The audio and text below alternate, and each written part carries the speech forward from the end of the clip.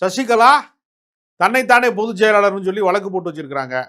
அவங்க தொலைக்காட்சியில் மட்டும் ஜெயா பிளஸ் தொலைக்காட்சியில் கட்சியினுடைய பொதுச் செயலாளர் அறிக்கைன்னு அதிமுகவுக்கு எத்தனை பொதுச் செயலாளர் அப்படின்னு அவங்க ஒரு அறிக்கையை வெளியிட்டுக்கிட்டு வந்து சத்தமாக பேசினா பிஜேபிக்காரங்களுக்கு கேட்டுருன்னு சொல்லி சத்தம் இல்லாமல் வந்து எல்லாத்துக்கும் திமுக தான் காரணம் அப்படின்னு அவங்க பேசிட்டு இருக்காங்க. இப்போ கடைசியாக என்னாச்சு, கொங்கு மண்டலம் மட்டும்தான் வந்து ஏதோ அதிமுகவுக்கு வந்து ஒரு வலிமையான இடம், ஒரு வாய்ப்புள்ள இடம் அப்படின்னு வர்ணிக்கப்பட்டு கொண்டிருக்கிற போதே கொங்கு மண்டலத்தில் இருந்து ஒருத்தர் பெரிய பேரணியா ஆட்களை திரட்டி கொண்டு வந்து கட்சி வந்து ஒன்றுபட வேண்டும்னு சொல்லி அடுத்த நாள் அவர் கட்சியை விட்டு நீக்கப்பட்டார், விடுவிக்கப்பட்டார். அவர் இப்போ வந்து நேராக புறப்பட்டு நான் வந்து நிம்மதிக்கு போகிறேன், ஹரித்வாருக்கு போகிறேன். ஹரித்வாரில் ராமர் கோயிலே கிடையாது, சிவன் கோயில் தான். நான் ஹரித்வாருக்கு ராமரை பார்க்க போகிறேன்னு சொல்லிட்டு அந்த அவர் ராமர் யாருங்கிறத அப்புறம் அவரே சொல்லிட்டார். அமித்ஷா தான் நான் வழங்க விரும்புகிற ராமர் அப்படின்னுங்கிறதையும் அவர் சொல்லிட்டார். இதில் என்ன ஒரு வேடிக்கையாக இருக்குன்னா,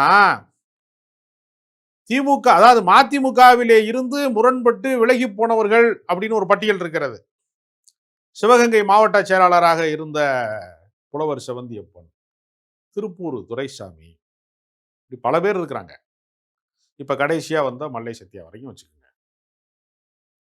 மதிமுகவிலே இருந்து விலகி சென்றவர்கள் பல பேர் நாங்கள் திமுகவிலே இணைவதற்கு விரும்புகிறோம் என்று திமுகவின் தலைமைக்கு அவர்கள் வந்து தூது விடுறாங்க. இல்ல அங்க தலைமை ஸ்ட்ராங்கா இருக்குல்ல, அங்க வைகோன்றவர் ஸ்ட்ராங்கா தான் இருங்க நான் சொல்லிக்கிறேன், ஒன்னும் முடிக்கல.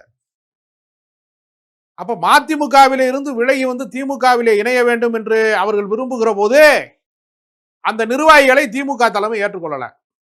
ஸ்டாலின் அவர்கள் சொல்றாங்க, மதிமுகவோடு நீங்கள் முரண்பட்டு இருக்கலாம், நாங்கள் கூட்டணியில் இருக்கிறோம். எனவே அவர்களினுடைய அந்த மதிமுகவினுடைய தளபதிகளாக இருக்கிறவர்கள், மாவட்ட செயலாளர் இருக்கிறவர்கள், முக்கிய பொறுப்பு வைத்தவர்களை வந்து திமுகவில் இணைப்பது என்பது கூட்டணியில் இருக்கிற போது அது அரசியல் நாகரிகம் ஆகாது.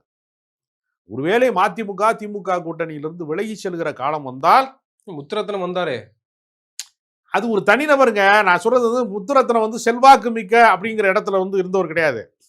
இப்ப நான் சொல்றவங்க எல்லாம் செல்வாக்கு மிக்கவர்கள். அது வந்து ஒரு விதிவிலக்கா சேர்த்தாங்க. ஆனா பெரும்பகுதி என்ன செஞ்சுட்டாங்கன்னா சேர்க்க மறுத்துட்டாங்க. ஒரு பெரும் கும்பல் சேர்றதுக்கு தயாரா இருக்கிறாங்க. பெரிய அளவுல பெரிய ஆட்களே ஆளுமை மிக்கவர்கள், தலைமை பண்பு மிக்கவர்களே சேர தயாரா இருக்காங்க. ஆனா திமுகவின் தலைவர் என்ன சொல்றாரு, இது அரசியல் நாகரிகம் ஆகாது, கூட்டணியில் இருக்கிற போது சேர்க்க மாட்டோம்.